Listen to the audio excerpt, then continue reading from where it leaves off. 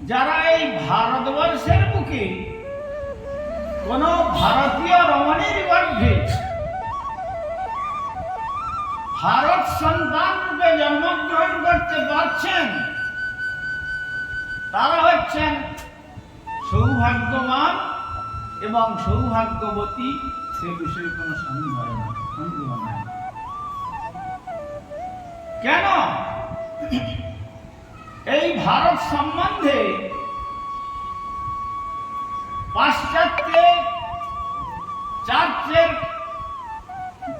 একজন স্বনামধন্য পাদ্রী তিনি ভারত সম্বন্ধে মন্তব্য করছেন, India guided by God can lead the world back to sanity. This is the position of spiritual India. যারা পড়াশোনা করেছেন বুঝতে পারলেন, আর যারা করেননি তার জন্য অর্থ করে দিচ্ছি, তাদের ভাষাতে বলেছে যে ঈশ্বর কর্তৃক পরিচালিত এই Bharatvarsha can lead the world, এই ভারতবর্ষ সমস্ত পৃথিবীর নেতৃত্ব দিতে পারে, সমস্ত পৃথিবীকে পরিচালনা করতে পারে, ব্যাক টু স্যানিটি, এবং তাদের মনোভাবের সম্পূর্ণ পরিবর্তন ঘটিয়ে তাদেরকে আধ্যাত্মিক চেতনায় অনুপ্রাণিত করে, আর তাদের যে জীবনের লক্ষ্য ছিল eat drink can be merry, this is the human life, আজ তারা জানতে পেরেছে human life mean for the service of God. তারা জানতো আহার করো, নিদ্রা যাও, সুখে ভোগ করো, আর স্ত্রী সম্ভোগ করো, স্ফূর্তি করো, মরে যাও, মুদলে আঁকি সবই ফাঁকি। আজ তারা বলছেন যে হ্যাঁ, আমরা হয়তো স্টেট রিলিজিয়ন স্বীকার করি না, কিন্তু কেউ যদি ব্যক্তিগতভাবে তার ইষ্টদেব ভগবানের আরাধনা করে, তাদের জন্য আমরা চার্চের দরজা খুলে দেব। তারা চার্চে গিয়ে সেই শ্রীমন্দির অভ্যন্তরে বসে বসে পরমানন্দে বদন ভরে নিতাই গৌর সুন্দরের পবিত্র নাম কীর্তন করুক। যে কমিউনিস্ট কান্ট্রি রাশিয়াতে, যার রাজপথে ভগবানের নাম করলে গুলি করে মেরে দেওয়া হতো, আজ সেই স্থানেও আমাদের গুরুবর্গের করুণাতে তারাও, আমরা ভারতীয় হয়েও তো শিখা রাখতে খুব লজ্জাবোধ করি। আর কারো যদি পিতৃমাতৃ বিয়োগ হয়, যদি বলা যায়, পুরোহিত মশাই বলে দিয়েছেন যে পুরা মস্তক মুন্ডন করা চলবে না, তাহলে খণ্ডিত হয়ে যাবে, একটু শিখা রাখতে হবে। তখন বললেন ওটা আবার কি, ও শিখা আমরা রাখতে পারবো। আজ সেই নাস্তিক দুনিয়ার লোক, এই যে কয়েকদিন আগে গৌর পূর্ণিমা পরম পবিত্র তিথি মায়াপুরে প্রতিপালিত হলো নবদ্বীপ পরিক্রমার মাধ্যমে, হাজার হাজার শ্বেতাঙ্গবান তারা মাথায় মস্তক মুন্ডন করেছে, বড় বড় শিখা রেখেছে, গলায় মোটা মোটা তুলসীর মালা, দাদা সঙ্গে হরিমন্দির তিলক রচনা করেছে, আর হাতে হরিনামের ঝোলা, কেউ বা খোল করদাল নিয়ে, আর দুবাহু তুলে নিতাই গৌর সুন্দরের পবিত্র নাম কীর্তন করছে।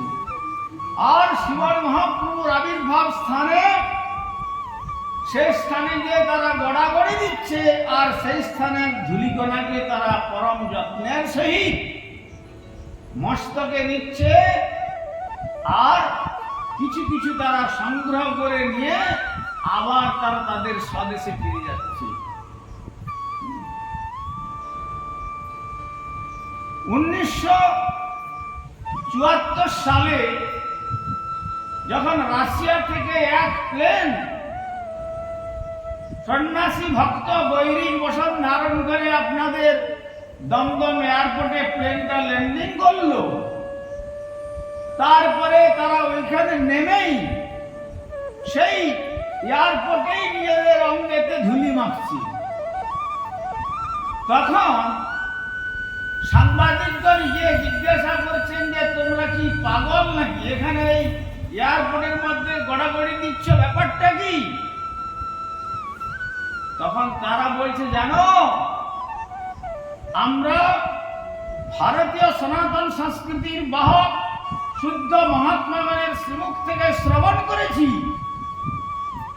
যে এই ভারত ভূমিতে ভগবান ব্রজেন্দ্রনন্দন শ্রীকৃষ্ণ জন্মগ্রহণ করে লীলা করেছেন, ভগবান দুর্বাদল শ্যাম সীতাপতি শ্রী রামচন্দ্র এই ভারতবর্ষে লীলা করে গেছেন। আর যে বঙ্গভূমিতে এখন আমরা এসে পৌঁছলাম, এই বঙ্গভূমিতে প্রাদেশিকতার কথাই বলতে গেলে মহাত্মা শিশির কুমার বলেছিলেন, বাঙালির হিয়া অমিয় মথিয়া শ্রী নিমাই ধরেছে কায়া। অর্থাৎ তিনি শুধু বাংলার ঠাকুর নন, অনন্ত বিশ্ব ব্রহ্মাণ্ডের আরাধ্য দেব। যেমন এক ভান্ডা দধিকে মন্থন করে সামান্য মাখন পাওয়া যায়, তেমনি যেন সারা বাঙালির হৃদয়কে মন্থন করে যে প্রেমরূপী সম্পদ, সেই প্রেম সম্পদ মূর্তিমন্ত হয়ে শ্রী গৌর সুন্দর রূপে আবির্ভূত হয়ে তিনি তার ভক্তগণকে নিয়ে এই বাংলার মাটিতে নগ্ন পদে নৃত্য করেছেন। সুতরাং যতদিন আমরা আসতে পারছিলাম না এই বঙ্গভূমিতে, ততদিন যখন এই বঙ্গের থেকে আদা, কাঁচা আদা বা হলুদ এইসব আমাদের দেশে রপ্তানি হতো, তখন আমরা আদার অপেক্ষা ওই আদার অঙ্গেতে যেটুকুখানি মৃত্তিকা লেগে আছে, সেই মৃত্তিকাকে বহুমূল্য ডলার দিয়ে ক্রয় করে নিতাম। কেন?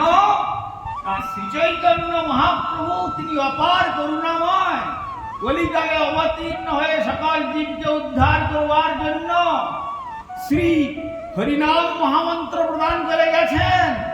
আর নগ্ন পদে আর সমুদ্র হিমাচল তিনি তার পার্শ্বদগণকে নিয়ে আর হরিনাম সংকীর্তন প্রচার করে গেছেন।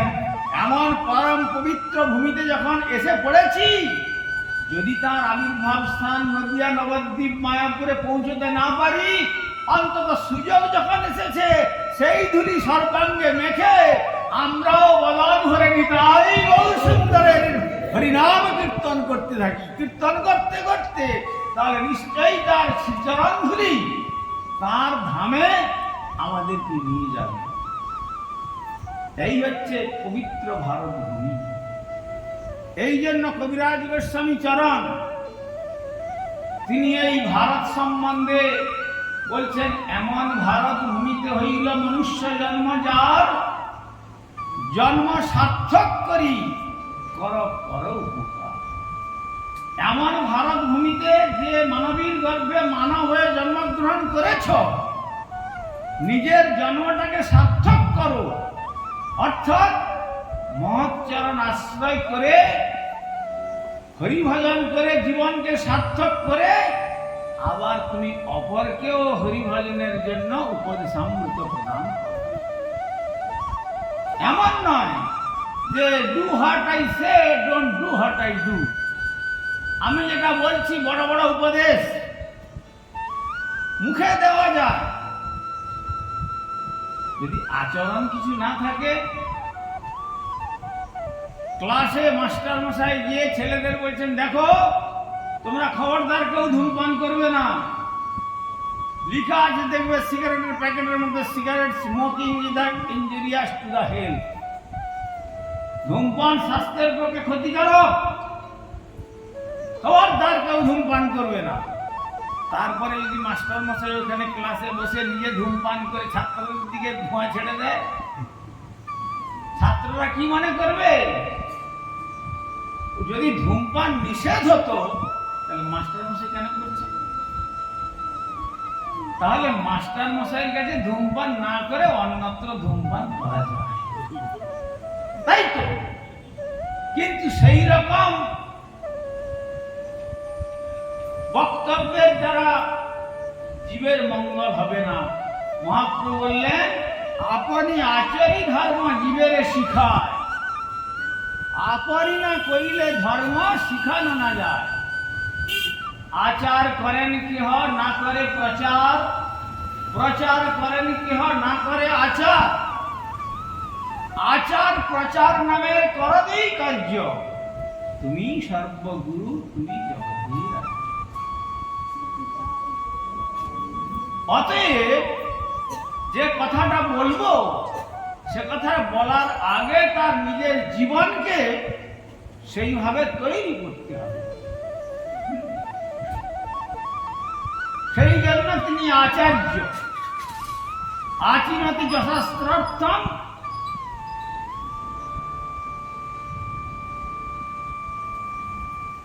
নিজে তিনি শাস্ত্রের যথাযথ আচরণ করেন। আচার্যস্তেন কীর্তিত। তাই মহাপ্রভুর কি দরকার ছিল? তিনি তো স্বয়ং ভগবান, রাধা কৃষ্ণ মিলিত বিগ্রহ। তিনি 24 বৎসর বয়সে শেষ পর্যন্ত সন্ন্যাস পর্যন্ত গ্রহণ করলেন। কি কঠোর দেখুন!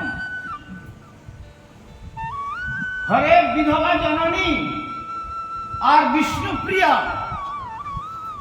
তাকে পরিত্যাগ করে তিনি সন্ন্যাস ধর্ম গ্রহণ করে বেরিয়ে গেলেন। আর তার পূর্ব মুহূর্ত পর্যন্ত বাল্যলীলা করেছেন। তারপর তার পাণ্ডিত্য নবদ্বীপে প্রকাশ করেছিলেন। তারপরে তিনি তার বিষ্ণুপ্রিয়ার সঙ্গে তার পরিণয় হয়েছিল। 4টে আশ্রমেরই কার্য তিনি করেছেন: ব্রহ্মচর্য, গার্হস্থ্য, বানপ্রস্থ, সন্ন্যাস। কেন তিনি সন্ন্যাস গ্রহণ করলেন?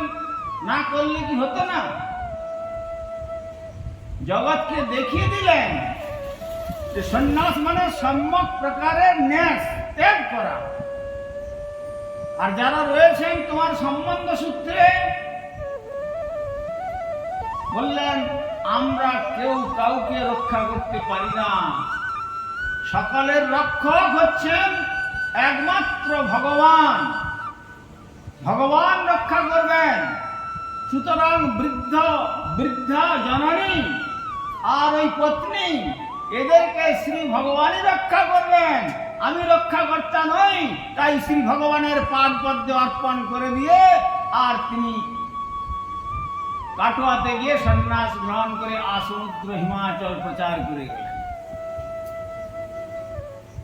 শ্রী ভগবান যে আমাদের রক্ষাকর্তা, এই বিশ্বাসটুকু কি প্রকার থাকা দরকার, শ্রীমান মহাপ্রভু তার নিজে আচরণ করে দেখিয়ে গেলেন। এই জন্য কাকে বলে আচার্য,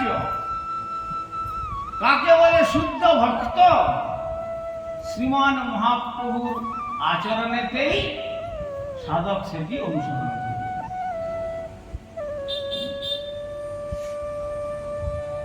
শ্রীমান মহাপ্রভুর এই যে পরম পবিত্র আচরণ, তাই আচার্য পাওয়া জগতে দুর্লভ জানিয়া সাধু গুরু রূপে গোরা আইলা নদিয়া। বৃন্দাবন দাস ঠাকুর বলছে আচার্য, প্রকৃত আচার্য পাওয়া দুর্লভ জেনে একাধারে সাধু আবার একাধারে গুরু রূপ ধারণ করে সেই ব্রজের শ্রী রাধা কৃষ্ণ মিলিত বিগ্রহ ঔদার্য রসঘনমূরতি পদকর্তা যার বন্দনা করছেন, শ্রী রাধা ভাবদ্যুতি সুবলিতং নৌমি কৃষ্ণ স্বরূপম। হে রাধা কৃষ্ণ মিলিত বিগ্রহ শ্রীকৃষ্ণ চৈতন্য, কৃষ্ণ জানাইয়া জীব জগৎ কইল ধন্য। সে কারণে নাম হইল প্রভুর শ্রীকৃষ্ণ চৈতন্য।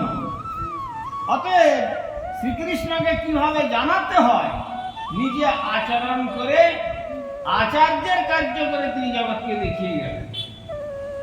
তাই আজ দেখুন সারা পৃথিবীর মানুষ আজ বুঝতে পেরেছে এই ভারতবর্ষের থেকে সনাতন ধর্মাবলম্বী যারা সেই বিশুদ্ধ নির্মল সনাতন ধর্মের সন্দেশ প্রদান করেছিলেন বলে আজ তারাও তাদের জীবনকে সনাতন ধর্ম সাধনায় উদ্বুদ্ধ করেছে। দোল যাত্রা উপলক্ষে যারা গিয়েছিলেন, যদি কেউ গিয়ে থাকেন জানবেন, হাজার হাজার শ্বেতাঙ্গগণ নরনারী। কিছু মনে করবেন না, আপনারা মায়েরা বসেছেন, কজন মায়ের মাথায় কাপড়ের শাড়ি ঘোমটা আছে? কিন্তু তারা মাথায় কাপড় দিয়ে আর সুন্দর করে তিলক নিয়ে আর এমন সুন্দর শাড়ি পরে তারা হরিনাম করছে। আর দুঃখের বিষয়, আর ইন্ডিয়ার মাতৃজাতি বেশিরভাগ তারা ওয়েস্টার্ন ফ্যাশনেতে আরো ওই টিভি দেখে দেখে নিজেদেরকে যতটা খানি নেকেড করতে পারে সেই রকম ভাবেই জগতের কাছে নিজেদেরকে প্রকাশ করছে। এই হচ্ছে জগতের পরিণাম।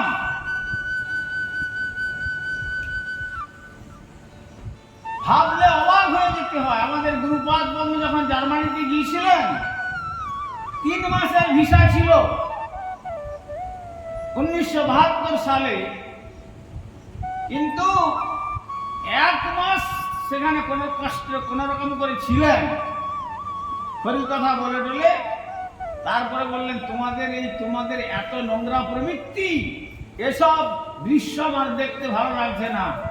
2 মাস আগেই তিনি ভারতে ফিরে চলে এসেছেন। সমুদ্রের বেলাভূমিতে মেল ফিমেল নেকেড, যা হাজার হাজার চিন্তা করতে পারবেন না। কিন্তু আজ তারা ভারতীয় সনাতন ধর্মের শিক্ষা গ্রহণ করে কি সুন্দর ভাবে শাড়ি পরে, যেমন সুন্দর মাথায় কাপড় দিয়ে, হাতে আপনাদের মতো ওই সাদা যারা বিবাহিতা শাঁখা পরেছে, আর পরেও তারা হরে কৃষ্ণ কৃষ্ণ কৃষ্ণ হরে হরে, হরে রাম রাম রাম হরে হরে, এই বলে হরিনাম জপ করছে। আজ বড় দুঃখের বিষয়, বিদেশিরা তারা এসে বলছে, ওহে ভারতবাসী, তোমরা ভারতবর্ষে জন্মগ্রহণ করেছ, খুব সৌভাগ্যবান। অতএব এই সৌভাগ্য যখন পেয়েছ, এই সৌভাগ্যের সুযোগ গ্রহণ করো। কি? শ্রী গুরুচরণ আশ্রয় করে, হরিনাম গ্রহণ করে, এই দুর্লভ মনুষ্য জন্মকে সার্থক করে, ইহলোকের বন্ধন ছিন্ন করে, ব্রহ্মাণ্ডের বন্ধনকে অতিক্রম করে, বিরজা ব্রহ্মলোক অতিক্রম করে গৌর গোবিন্দের ধাম সেই বৃন্দাবন যাত্রার জন্য তৈরি হও। আজ তারা বলছেন ভারতবর্ষে এসে যে ভারতের কথা, সেই ভারতীয় আর্য ঋষিগণের কথা, আজ তারা সেই শিক্ষা গ্রহণ করে ভারতীয়দের দ্বারে গিয়ে এই শিক্ষা দিচ্ছে। কতখানি ভারতীয়দের পক্ষে লজ্জার বিষয় ভাবুন। আবার ভারত সম্বন্ধে মন্তব্য করছেন, India is the temple of the world. এই ভারতবর্ষ হলো সারা পৃথিবীর ঠাকুর বাড়ি। যেমন আমাদের স্বনামধন্য স্বর্গীয় মনীন্দ্রনাথ রায় মহাশয়ের সুযোগ্য পুত্রদ্বয় এবং এই চক্রবর্তীবাসী ভক্তগণের উদ্যোগে এই যে শ্রীমন্দির এখানে রচনা করেছেন, এর চারপাশে যারাই আছেন তাদের ইচ্ছা থাক আর না থাক, সকালবেলা হয়তো বিছানায় ঘুম ভেঙেছে, শুয়ে আছেন, কিন্তু যখন মঙ্গল আরতির ঘন্টার ধ্বনি বাজলো, হরিনাম কীর্তন শুরু হলো, তখন যেমন কানে বাজবে। এই চারপাশের যারা বাড়ি করেছেন, তেমনি এই ভারতবর্ষরূপী ঠাকুর বাড়িতে যারা ঠাকুরের শ্রীনাম করছেন, কোনদিন নাই কোনদিন পাশ্চাত্যরূপী পারিপার্শ্বিক লোকেরা যারা তারা এই ধ্বনি শ্রবণ করে তারাও হরিনাম সংকীর্তন করবার সৌভাগ্য লাভ করবে। এই জন্য ভারতবর্ষকে তারা এত উন্নত স্তরে রেখেছেন। আমাদের কবিও বলেছিলেন, ভারত আবার জগৎ সভায় শ্রেষ্ঠ আসন লাভে। তা নয়, ভারত শ্রেষ্ঠের আসনে ছিল, এখনো আছে, আর পরেও থাকবে। আজ আমেরিকা গভর্নমেন্ট বলতে শিখেছে, economically we are richest of the world, no doubt. অর্থনৈতিক দিক থেকে আমরা সারা পৃথিবীর মধ্যে সর্বশ্রেষ্ঠ স্থানে রয়েছি নিঃসন্দেহ। কিন্তু স্পিরিচুয়ালি, আধ্যাত্মিকতার দিক থেকে we are too much poor. আমরা অত্যন্ত কাঙাল, গরিব।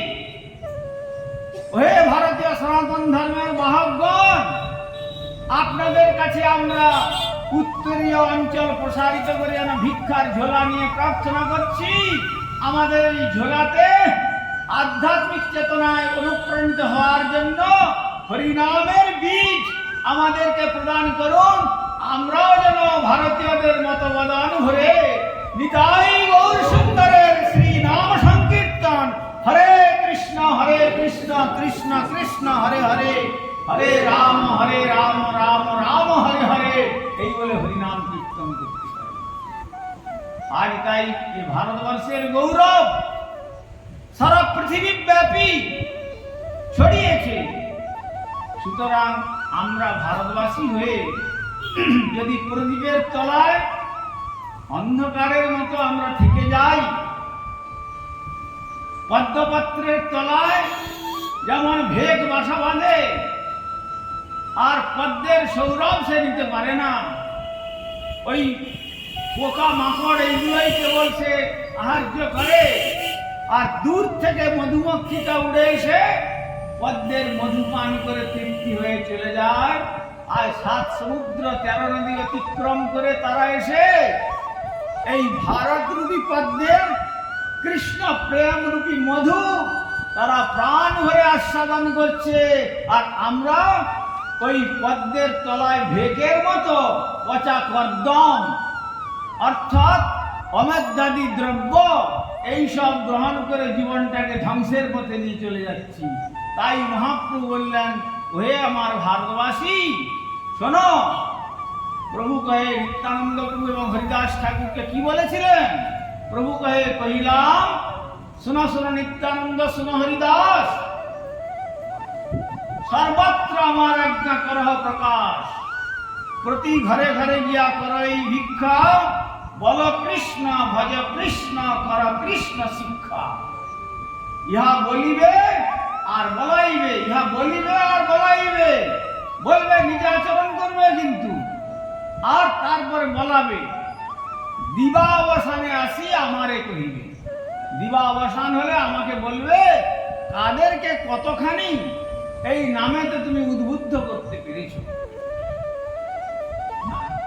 তো তাই শ্রীমান মহাপ্রভু শ্রীরাম অবতার, নৃসিংহ অবতার বা শ্রীকৃষ্ণ অবতারী রূপে এবং নারায়ণ রূপে অন্যান্য যুগে যখন এসেছিলেন, তারা যখন দেখছেন যে বিধর্মী শত্রু তাদেরকে সুদর্শন দিয়ে, ধনুক দিয়ে আর গদা দিয়ে হত্যা করেছেন, কিন্তু আমাদের শ্রীমান মহাপ্রভু কি করলেন? এবে অস্ত্র না ধরিলা, প্রাণে কারেও না মারিলা, চিত্ত শুদ্ধি করিল সভা। যখন হরিদাস ঠাকুর নিত্যানন্দ প্রভুকে বলছেন যে নাম প্রচার করতে বেরিয়ে যাও, তখন ব্রাহ্মণ সন্তান জগদানন্দ বন্দ্যোপাধ্যায় আর মাধবানন্দ বন্দ্যোপাধ্যায়, জগমাধা, তারা শুনে বলছে হরিনাম, আচ্ছা এসো। তারা মদ পানেতে একবারে উন্মত্ত হয়েছিল।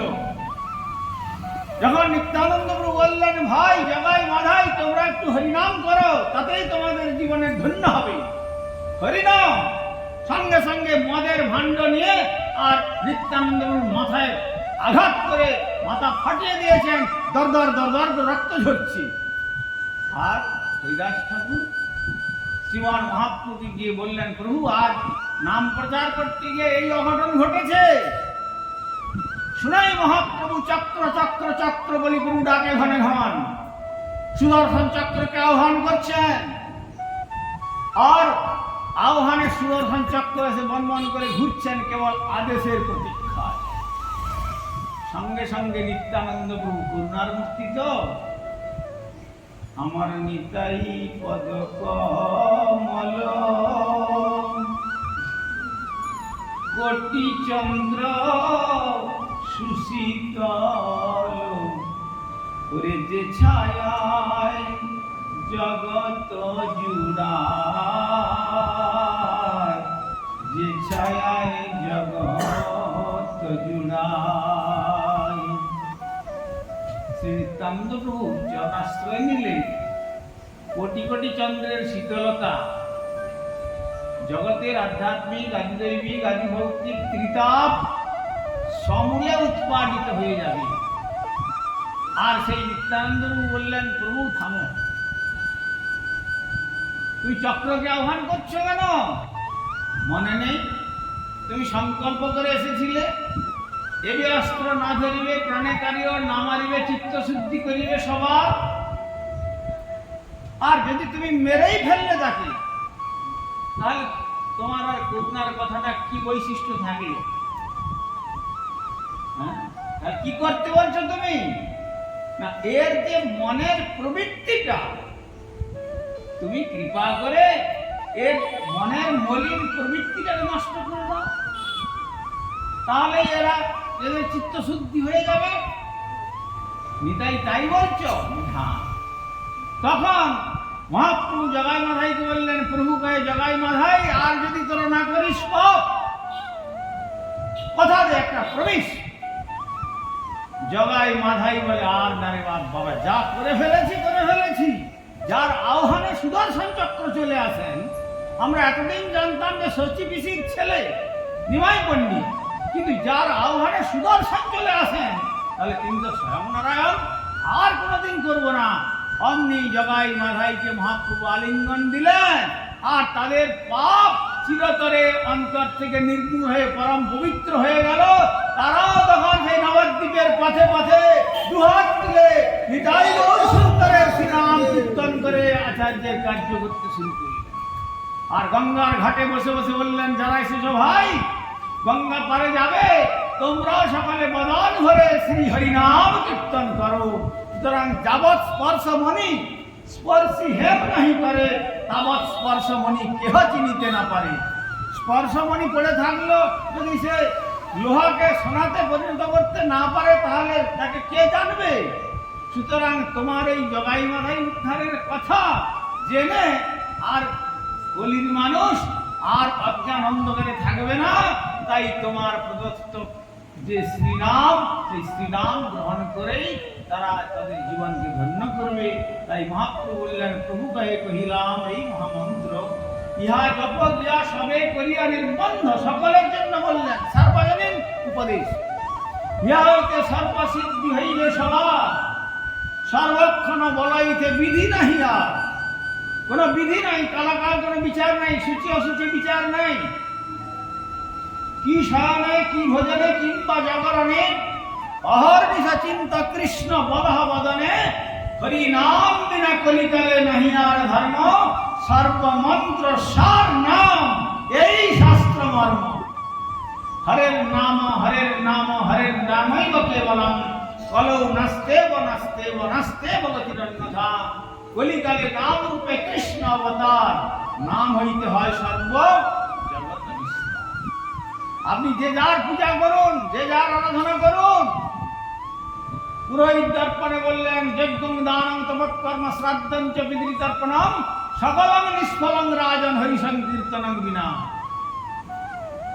দেবদেবীর পুজো করতে যাচ্ছেন, আচমন করছেন ওম তদ বিষ্ণু পরমং পদম, না হলে আর পুজো শুরু হচ্ছে না। মাধব মাধব ওয়াচি, মাধব মাধব হৃদি, স্মরন্তি সাধব সর্বে সর্বকার্যেষু মাধবম।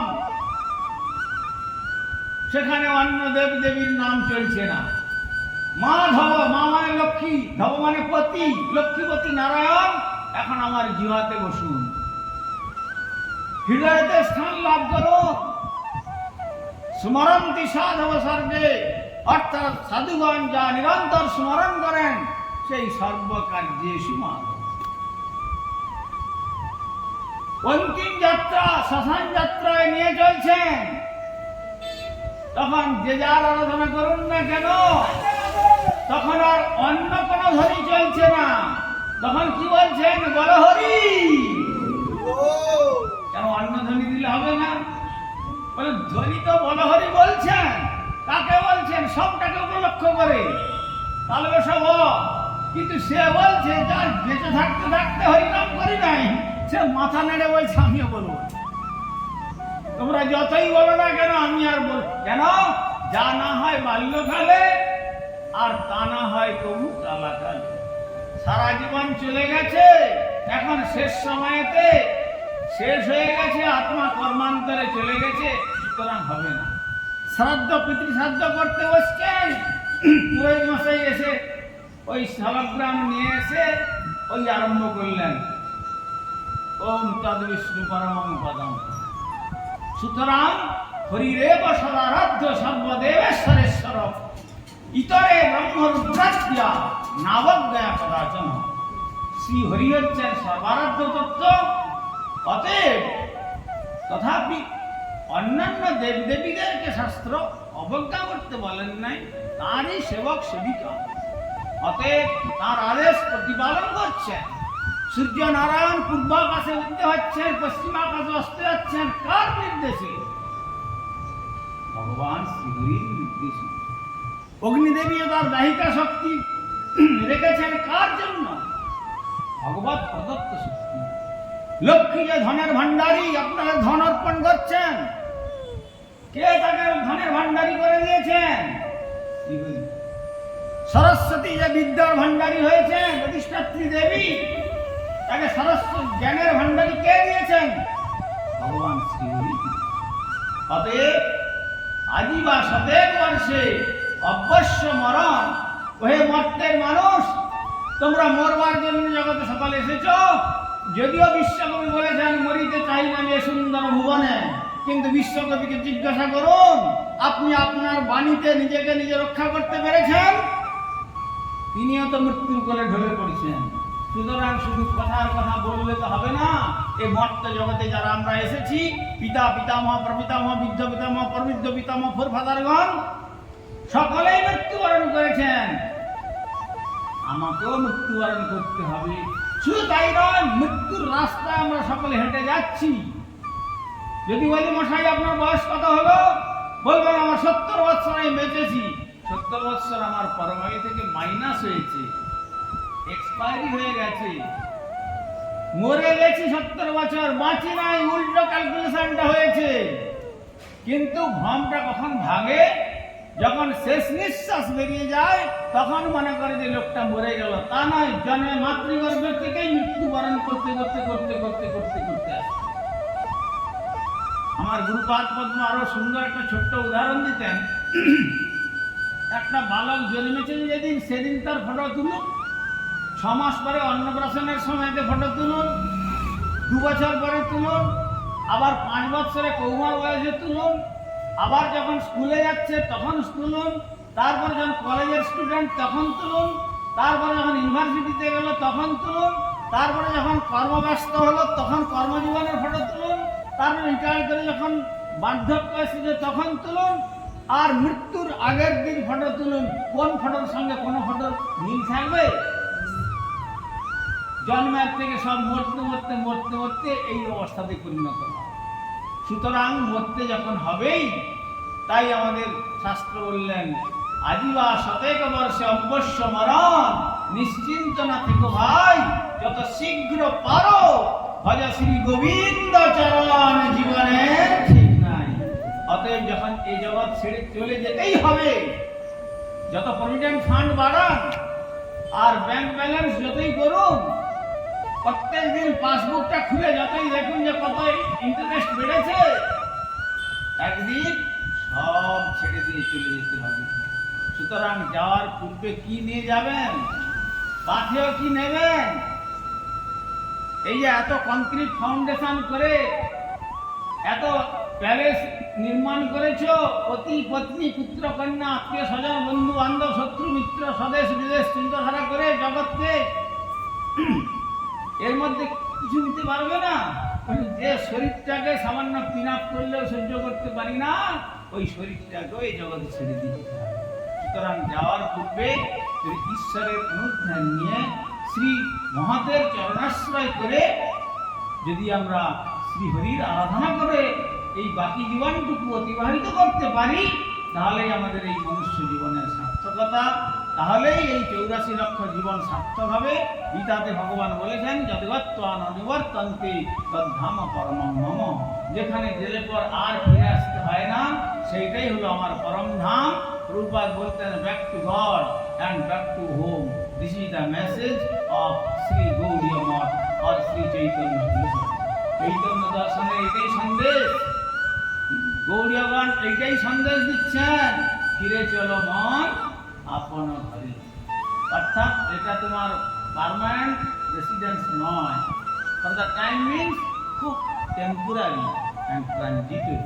এই ধ্বংসশীল জগতে খুব অল্প সময়ের জন্য এসেছে। রেন্টেড এক ভাড়া বাড়িতে রয়েছ, কখন অর্ডার আসবে মালিক এসে বলে ভাড়ি ভ্যাকেট করো, ব্যাস তখন কারো বাধা শুনবে না। সকলে জড়িয়ে ধরে থাকলেও তার থেকে কাজে আপনাকে তুলে নিয়ে যাবে। সুতরাং যেতে যখন হবে, যাওয়ার পূর্বে ঈশ্বরের ধ্যান নিয়ে, যে পরম পিতা জগতের পিতা কৃষ্ণ জেনা ভজে বাপ পিতৃদ্রোহী পাতকীর জন্ম।